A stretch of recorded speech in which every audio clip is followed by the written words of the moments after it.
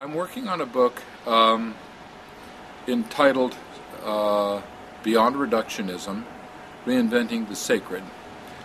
I think that this is terribly important.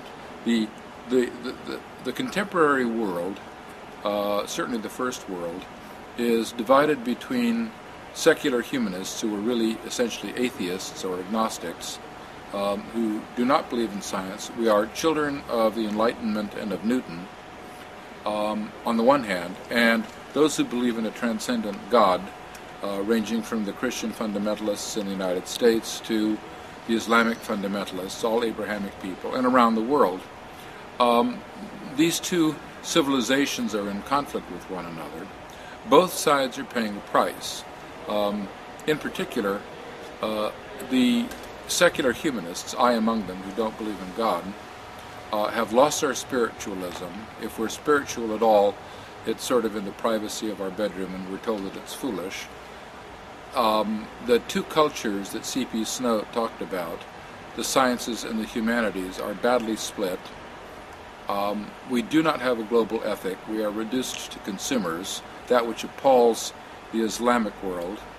And I think these are terribly important issues. And beyond that, reductionism, which is the dominant scientific worldview that we've grown up with for the past 350 years, has no place for humanity in it. It is driven by physics, which I love, but in physics there are only happenings. We are agents. We act. When we act, our actions are subsets of what happens. We act, we change the world. Once there are agents, there's value. It's food or poison to a bacterium. It's a good wine or a bad wine to you or me.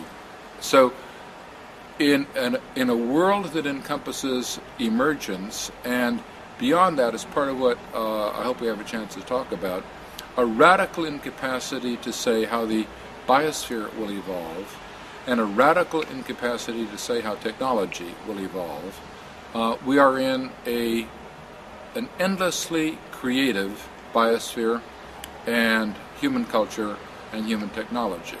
So I think a new scientific worldview, real science, is just beginning to be visualizable.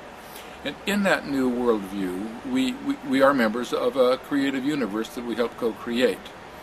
So I want to ask, is it more extraordinary to imagine that God created it all in an act of creation 6,000 years ago, or is it more awesome to say that everything around us, from the solar system to galaxies, to life, to the intricacies of a cell, to the human economic system that's exploded from a few thousand goods and services to 10 billion in the past 50,000 years, to lunch on the terrace with your friend, that all of this has come into existence without a creator, as the natural evolution of this universe.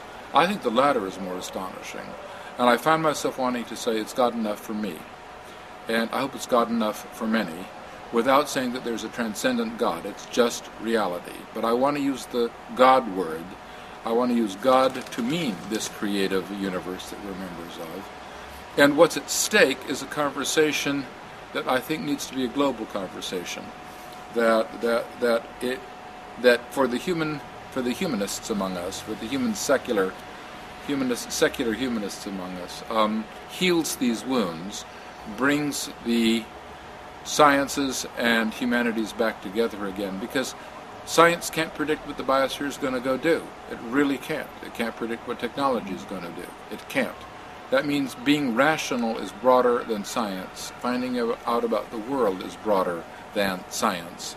So we need Shakespeare and Einstein.